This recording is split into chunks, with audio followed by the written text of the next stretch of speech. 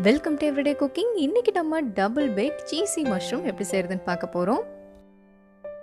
இது நீங்கள் ரொம்ப ஈஸியாக செஞ்சிடலாம், செம்ம டேஸ்ட்டாக இருக்கும்.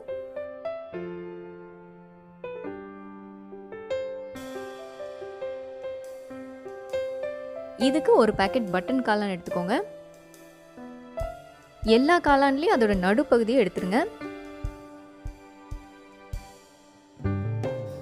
இதை இப்போ நம்ம ஒரு கிண்ணம் மாதிரி ஆக்கணும். இந்த மாதிரி சுரண்டி ஒரு சின்ன கிண்ணம் மாதிரி கொண்டு வாங்க.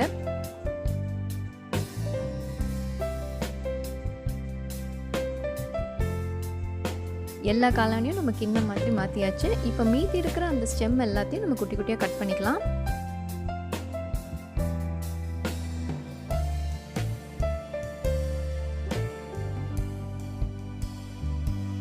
இப்போ ஒரு பாத்திரம் எடுத்துக்கோங்க. அதில் கொஞ்சமாக எண்ணெய் விடுங்க. நான் இங்கே ஆலிவ் ஆயில் எடுத்துக்கிறேன். இதில் நறுக்கின 2 பூண்டு, 1/4 கப் அளவுக்கு நறுக்கின வெங்காயம், இதோட ஒரு 1/2 டீஸ்பூன் இஞ்சி பூண்டு விழுது. இது எல்லாத்தையும் நல்லா வதக்கிக்கோங்க.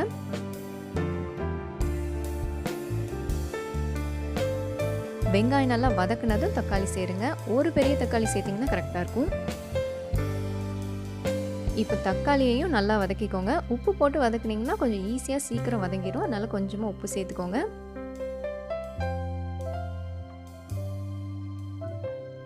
தக்காளி வதங்கினதும் நம்ம நறுக்கி வச்சிருக்கிற காளானையும் சேர்த்து வதக்க ஆரம்பிக்கலாம்.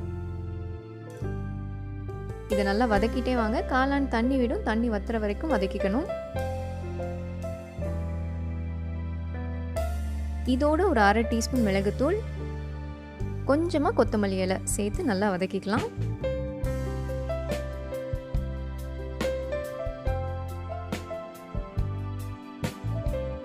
ஒரு 2-3 நிமிஷம் இதெல்லாம் நல்லா வதங்கினதும் மொசரெல்லா சீஸ் துருவி சேருங்க. ஒரு பெரிய ஸ்பூன் சேர்த்திங்கன்னா கரெக்டாக இருக்கும்.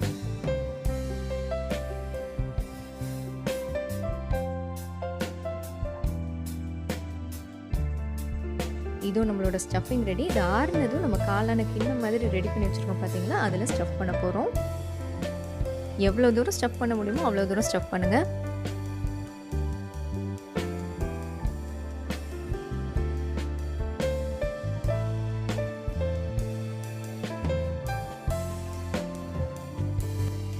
இதுவும் நம்மளோட காளான்கள் எல்லாம் ஸ்டஃப் ஆகி ரெடியாக இருக்குது. இப்போ ஒரு பாத்திரம் எடுத்துக்கோங்க. அதில் கொஞ்சமாக எண்ணெய் விடுங்க. ஆலிவ் ஆயில் விட்டிங்கன்னா ரொம்ப மணமாக இருக்கும். இதை நல்லா தடவிட்டு கொஞ்சம் எண்ணெய் சூடானதும் காளான்களை இதில் அடுக்கலாம். எல்லா காளான்கள் மேலேயும் எண்ணெய் இந்த மாதிரி தடவிக்கோங்க.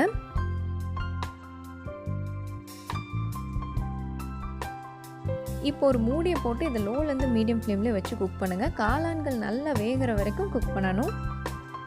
காளான்கள் எல்லாம் நல்லா வெந்ததும் நீங்கள் துருவின மொசரெல்லா சீஸ், அதாவது பீட்சா சீஸ், அது மேலே வைங்க.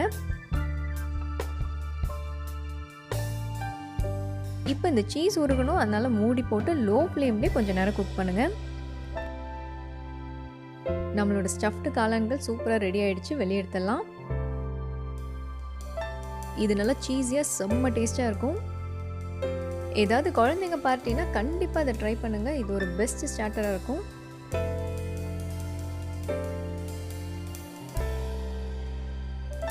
இந்த ரெசிபி உங்களுக்கு பிடிச்சிருக்குன்னு நம்புகிறோம். வேறொரு இன்ட்ரெஸ்டிங்கான ரெசிபியோடு உங்களை சந்திக்கிறோம். எங்கள் வீடியோஸ் எல்லாம் பிடிச்சிருந்தால் லைக் பண்ணுங்கள், ஷேர் பண்ணுங்கள், கமெண்ட் பண்ணுங்கள். அண்ட் மறக்காமல் எங்கள் சேனலுக்கு சப்ஸ்கிரைப் பண்ணுங்கள்.